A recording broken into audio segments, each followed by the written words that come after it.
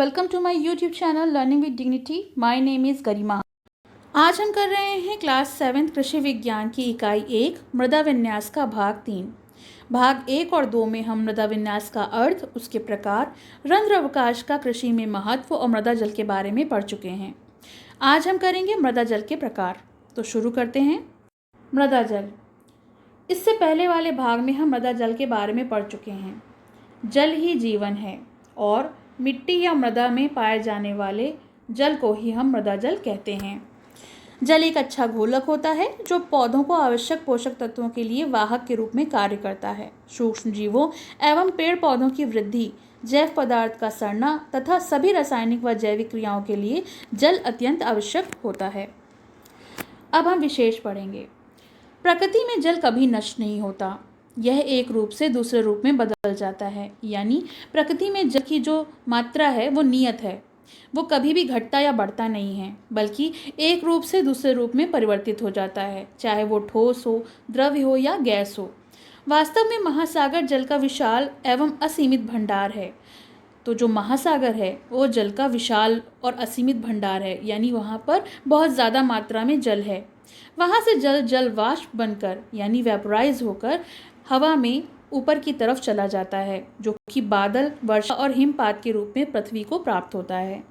जल के इस प्रकार के ठोस, द्रव और गैसीय अवस्था में परिवर्तन को ही हम जल चक्र कहते हैं और जल चक्र के अध्ययन को ही हम जल विज्ञान कहते हैं, यानी हाइड्रोलॉजी। अब हम पढ़ेंगे मृदा जल के प्रकार। मृदा जल मुख्य रूप से 3 रूप में पाया जाता है। पहला गुरुत्वीय जल यानी ग्रेविटेशनल वाटर, दूसरा कोशिकीय जल यानी कैपिलरी वाटर और तीसरा आर्द्रताग्राही जल यानी हाइग्रोस्कोपिक वाटर। तो पहले हम पढ़ेंगे गुरुत्वीय जल। गुरुत्वीय जल क्या होता है? गुरुत्वीय जल के बारे में हम एक क्रियाकलाप के द्वारा जानेंगे। क्रियाकलाप 2। जैविक पदार्थ युक्त मिट्टी से भरा एक गमला लीजिए, यानी एक गमला लीजिए जिसमें मिट्टी भर दीजिए, जिसमें जैविक पदार्थ की पर्याप्त मात्रा हो। गमले के नीचे जल निकालने के लिए एक छेद होना चाहिए और गमले में ऊपर तक जल को भर दें। थोड़ी देर बाद आप देखेंगे कि गमले का पूरा जल छेद से बाहर निकल गया। क्या आप बता सकते हैं ये जल बाहर क्यों निकल गया? हाँ, मिट्टी में जो रंध्र अवकाश होता है उसमें पानी भरने के बाद अतिरिक्त जल को रोकने की शक्ति मिट्टी में नहीं होती है। यानी जो भी पानी हम मिट्टी में डालते हैं रंध्र अवकाश रोक लेते हैं, लेकिन अत्यधिक मात्रा में जो जल होता है वो निकल जाता है, जो पृथ्वी के गुरुत्वाकर्षण बल के कारण नीचे से बह जाता है। अतः पौधों के लिए अप्राप्य होता है, जो पौधों के लिए ज़्यादा मात्रा में इकट्ठा नहीं हो रह सकता, रंध्र अवकाश में रुक नहीं सकता, उसे हम गुरुत्वीय जल कहते हैं। इस प्रकार वर्षा तथा सिंचाई के बाद जो जल मृदा के नीचे चला जाता है, मिट्टी के कणों के बीच रंध्र अवकाश में नहीं रुक पाता, उसे हम गुरुत्वीय जल या स्वतंत्र जल कहते हैं, क्योंकि ये स्वतंत्र अवस्था में धरती के अंदर चला जाता है। दूसरा होता है कोशिका जल। जैसा कि आपने गमले के पानी का अवलोकन किया, गमले में जितना पानी रुक जाता है वह कणों के बीच में रिक्त स्थान में रुका रहता है। यह जल कोशिका नलिकाओं में भरा रहता है, जो नीचे नहीं जा पाता। कोशिका नलिकाएं कणों के बीच बहुत पतली पतली नलिकाएं होती हैं, जो प्रायः ऊपर की ओर या मृदा के पर्त में समांतर भी होती हैं। गुरुत्वाकर्षण बल के विरुद्ध पर्याप्त जल मिट्टी के रंध्र अवकाश में रुका रहता है, जिसे कोशिका या कोशिकीय जल कहते हैं। यानी जो हमने अभी ऊपर पढ़ा, गुरुत्वाकर्षण जल वो होता है जो गुरुत्वाकर्षण बल के कारण छिद्र से निकल जाता है और पौधों के लिए अप्राप्य होता है। लेकिन जो जल रंध्र अवकाश में ठहर जाता है वो कोशिकाओं में रुका रहता है, इसीलिए उसे हम कोशिकीय जल कहते हैं। इस प्रकार के जल में पौधों के लिए आवश्यक सभी पोषक तत्व घुले होते हैं।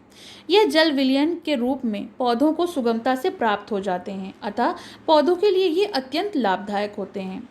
जो भी जल कोशिकाओं में रुकता है उसमें पर्याप्त मात्रा में पोषक तत्व मिल जाते हैं, घुल जाते हैं, और इसके कारण ये पौधों के हर हिस्से में पहुँचा दिए जाते हैं जड़ों के द्वारा।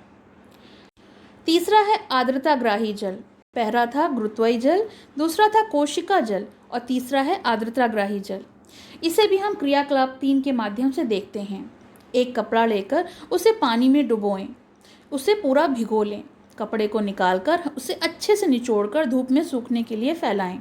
थोड़ी देर यानी आधे घंटे के बाद कपड़े को उठाकर देखने से पता चलता है कि कपड़ा पूरी तरह सूखा नहीं है। फिर भी आप कपड़े को पुनः निचोड़ कर देखें तो उसमें से जल नहीं निकलता।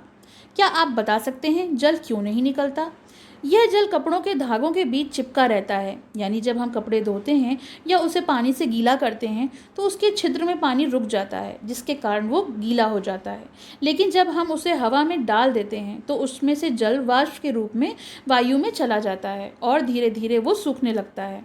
इसी तरह मिट्टी के कुछ जल अवश्य रहता है, लेकिन मृदा कणों के मध्य इतनी मजबूती से एक पतली परत के रूप में जकड़ा रहता है, पौधों को प्राप्त नहीं हो पाता। इस प्रकार के जल को आर्द्रताग्राही जल कहते हैं। अतः सिंचाई द्वारा जो जल फसलों को दिया जाता है उसका बहुत कम भाग पौधों को प्राप्त होता है। अधिकांश भाग वाष्पन या रिसाव द्वारा बेकार चला जाता है या गुरुत्वीय जल एवं आर्द्रताग्राही रूप में पौधों के लिए अप्राप्य होता है। यानी वायुमंडल में वाष्पन की क्रिया निरंतर होती रहती है। जल वाष्प के रूप में वायुमंडल में चला जाता है या फिर रिसाव हो जाता है। इसी तरह गुरुत्वीय जल भी जल के नीचे चला जाता है स्वतंत्र जल के रूप में।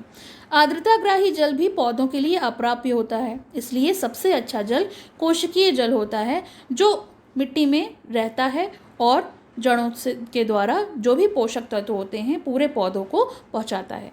तो ये तो हो गया इसका तीसरा भाग। चौथे भाग में हम देखेंगे मृदा जल के भूमि में संरक्षण। इसलिए आप इसे निरंतर देखते रहें और अगर आपने मेरे चैनल को सब्सक्राइब ना किया हो तो सब्सक्राइब कर लें। धन्यवाद। पसंद आया हो तो लाइक करें, शेयर करें और चैनल को सब्सक्राइब करें।